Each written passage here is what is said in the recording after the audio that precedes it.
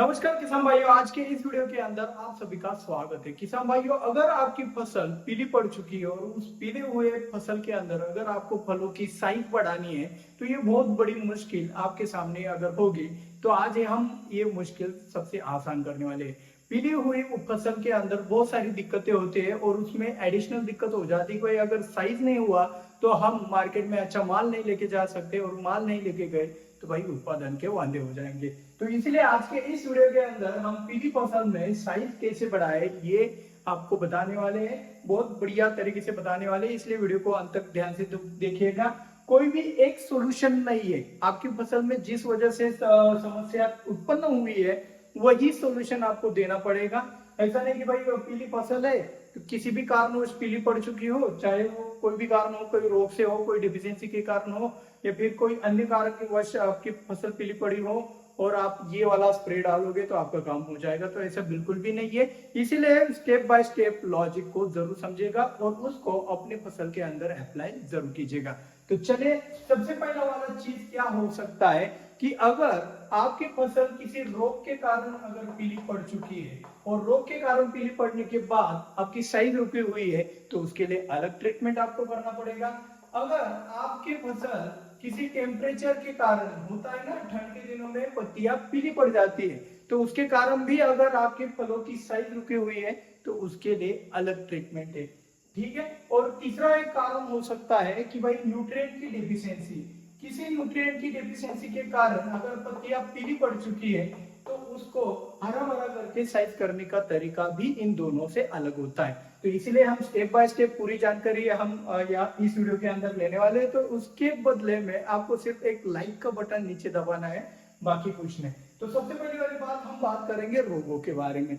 तो आप देख सकते हो कि भाई आपकी फसल के अंदर अगर अर्ली ब्लाइट आ चुका है, अर्ली ब्लाइट आ चुका है तो भी आपकी पत्तियों के ऊपर पीले पीले आकार के धब्बे दिखाई देते हैं। और पीले आकार के धब्बे मतलब अर्ली ब्लाइट का हेवी अटैक होगा तो पूरी की पूरी पत्ती आपकी पीली आपको दिखाई दे सकती है। इसी के साथ साथ अगर आपकी फसल में डाउनी मिल्ड्यू आ चुका है तब भी क्या होता है कि आपकी पत्तियों में पीलापन आपको दिखाई देता है। तो इन दो रोगों के कारण अगर पीलापन आया हुआ है तो ये क्या करते हैं, एक बात बता देता हूं कि जो भी फंगस होती है वो फंगस क्या करती है, हमारे फसलों के अंदर से स्टोरेज निकालती है, खिंचती रहती है जिंदा रहने के लिए, बढ़ने के लिए, ठीक है।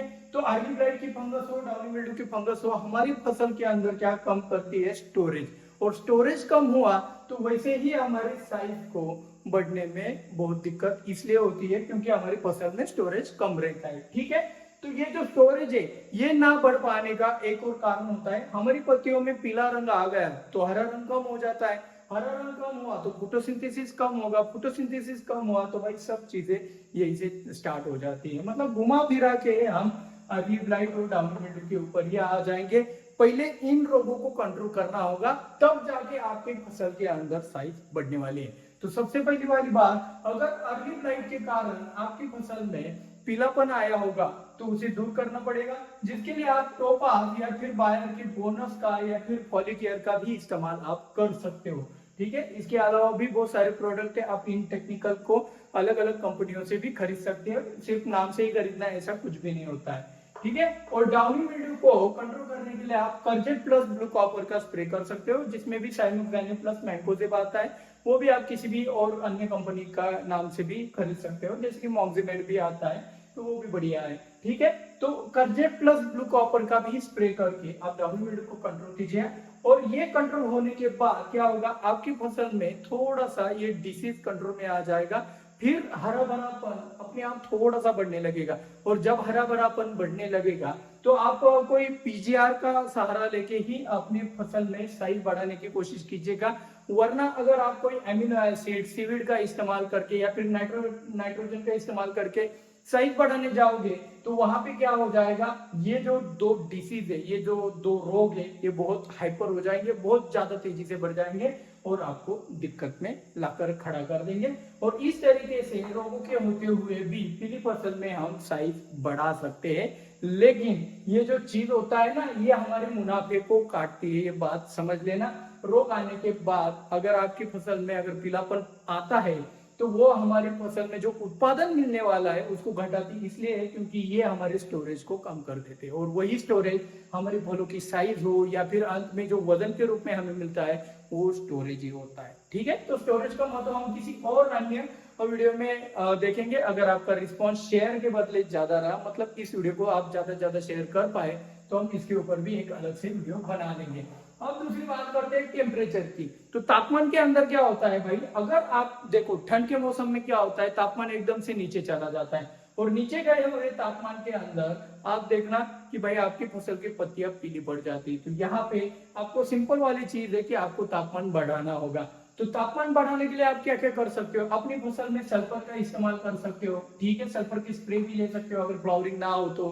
ठीक है, धुआं कर सकते हो अपनी फसल के अंदर। सुबह जल्दी पानी देना, कुएं का पानी से सुबह के वक्त में ज्यादा गर्म होता है, गुड़ का ज्यादा से ज्यादा इस्तेमाल करना। इस तरीके से आप अपनी फसल के अंदर टेम्परेचर बढ़ाकर अपनी फसल में जो पीलापन आया है हुआ है उसको खत्म कर सकते हो। और ये पीलापन जैसे खत्म हुआ, आपकी पत्तियां फिर से हरी भरी होकर आपकी पत्तियां स्टोरेज तैयार करने लगेगी। और बाद में अगर टेम्परेचर के कारण अगर आपको साइज बढ़ाने में दिक्कत आ रही है तो वहां पे आप पीजीआर हो, अमीनो एसिड हो, सीवीड का खासकर इस्तेमाल करके भी अपनी फसल में साइज बढ़ा सकते हो। इसमें कोई भी दिक्कत आपको नहीं आने वाली है। अब बात करते हैं न्यूट्रिएंट की। तो जो न्यूट्रिएंट होते हैं, जैसे कि भाई देखो नाइट्रोजन की डेफिशिएंसी हुई तब भी आपके फसल में पीलापन आकर साइज रुक जाता है। ठीक है, फेरस की डेफिशिएंसी हुई तब भी आपके फसल में पीलापन आकर साइज रुक जाता है। मैग्नीशियम का डेफिशिएंसी हुआ तब भी आपके फसल में पीलापन आकर साइज रुक जाता है। तो ये 3 कारण हो सकते हैं या फिर इसके अलावा भी कुछ और एक कारण हो सकता है। मेजरली ये 3 न्यूट्रिएंट ज्यादा दिक्कत लाते हैं साइज बढ़ाते वक्त अगर पीलापन आया हुआ होगा किसी न्यूट्रिएंट डिफिशियंसी के कारण। तो जिस न्यूट्रिएंट की आपकी फसल में डेफिशिएंसी आ चुकी है उस न्यूट्रिएंट का एप्लीकेशन करके आप अपनी फसल में, पीली फसल में साइज उठा सकते हो। ज्यादातर अगर नाइट्रोजन की डेफिशिएंसी आ चुकी होगी तो आप मैग्नीशियम नाइट्रेट का भी एक इस्तेमाल कर सकते हो, कैल्शियम नाइट्रेट का भी इस्तेमाल करके इस डेफिशिएंसी को दूर कर सकते हो। अगर फेरस की डेफिशिएंसी आ चुकी होगी तो आप एटाफेरस का इस्तेमाल करके भी डेफिशिएंसी को दूर कर सकते हो। या फिर आप सस्ते में बढ़िया जुगाड़ चाहते हो तो आप फेरस सल्फेट का ड्रिप से एप्लीकेशन करके भी डेफिशिएंसी दूर कर सकते हो।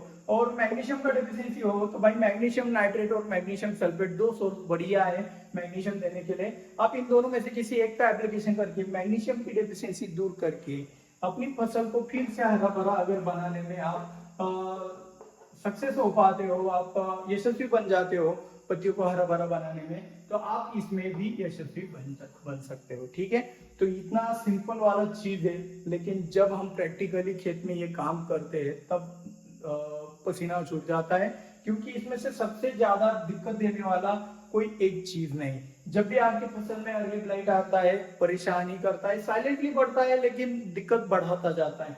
डाउनी भी आता है तो सेम सिनारियो, बहुत तेजी से बढ़ता है लेकिन कुछ ही दिनों में फसल चौपट कर देता है। साथ ही साथ आप देखते हो कि भाई जब तापमान कम होता है तो जब तक नेचुरली तापमान बढ़ता नहीं है तब तक हम भी कुछ खास नहीं कर सकते, ये भी चीज देखते हैं। और न्यूट्रिएंट के बारे में बात करें तो ये भी चीजें होती है कि भाई डेफिशिएंसी जल्दी जाती नहीं है और तब तक हमारे फलों का जो बढ़ने का जो एक समय रहता है सही वाला वो निकल जाता है हाथ से।